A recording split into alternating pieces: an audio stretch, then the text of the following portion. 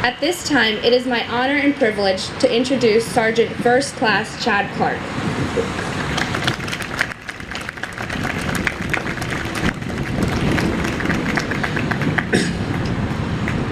Good morning, everyone, and thank you for having me here today. As a veteran, your showing up means a lot. It tells me that you support me and the men and women that have the honor to serve this great nation by putting on the uniform. I would like to start by telling you about my friend, Staff Sergeant Bryan Burgess, who is a squad leader with Charlie Company, 2nd of the 327 Infantry Battalion of the 101st Airborne Division, also known as the No Slack Battalion. He attended high school in Cleburne, Texas, where he was a standout athlete in soccer, football, baseball, and track. He went to Bible school for a few years after high school,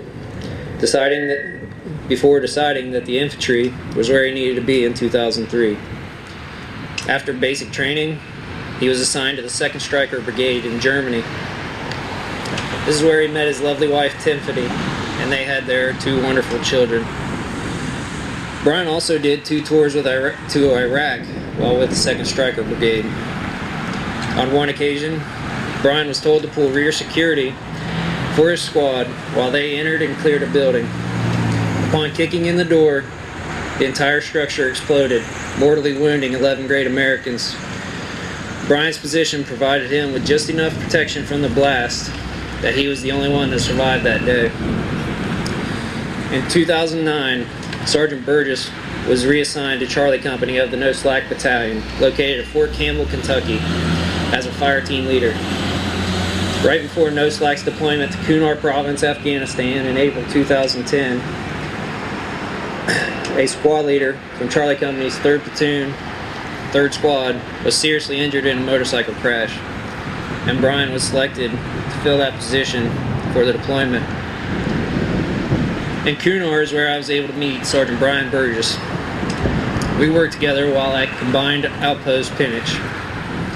To briefly describe Bryan, I would have to say that he was quiet, smart, confident, and a very level-headed man who always managed to keep his cool, whether a soldier was testing his patience or if we had enemy fire impacting all around us. My friend Bryan was always looking out for those around him. If a soldier truly needed something, you could rest assured knowing that Bryan was going to make sure that he got it for him. Staff Sergeant Burgess was a blessing to all those fortunate enough to know him. Bryan was taken from us on March 29th of this year and was about 1 month from his 30th birthday and from getting on a plane and leaving Afghanistan to be reunited with his wife and his children, Micaiah and Xander. Bryan's squad was ambushed during Operation Strong Eagle 3, which took place just a couple of miles off the Pakistan border in the Ganjgal Valley. Bryan and a few of his soldiers were hit by small arms fire in the attack. My friend, Staff Sergeant Bryan Burgess, though shot and bleeding heavily, was able to organize his men, suppress the enemy, and though the enemy had the advantageous position, get his men out safely. Bryan was later medevaced to Bagram Airfield, where he passed away. I tell you about my friend Staff Sergeant Bryan Burgess to let you all know about a great man that I was fortunate enough to know, and to lend some advice to those of you who are still students getting ready to enter adulthood. Bryan's career aspirations after high school didn't develop as he had planned, but that never slowed him down. His attitude was both positive and contagious. He truly made the Army better, and he was certain that the Army had made him better as well. He appreciated what he had, and he didn't take anything for granted. Each day to him was another opportunity to have a positive impact on the world, whether he was in Iraq, Afghanistan, in the field training, or at home with his wife and children.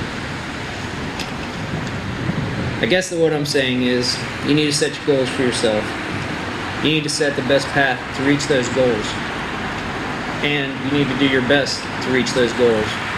However, understand that things both good and not so good are going to happen as you go forward.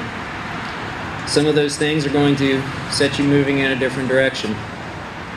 When this happens, do your best to take it all in stride and appreciate the new opportunities that you wouldn't have experienced had those things not happened.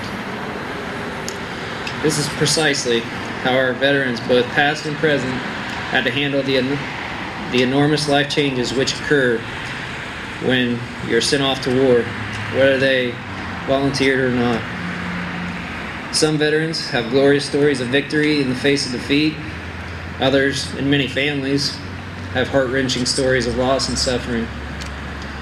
Speaking now as a citizen of this great nation, I ask that you take time this Veterans Day to reflect on the sacrifices of those who have protected the many rights that we hold dear in this country. With that, ensure that you thank a veteran and their family for the sacrifices they have made and will continue to make in the future. Thank you so much for having me today.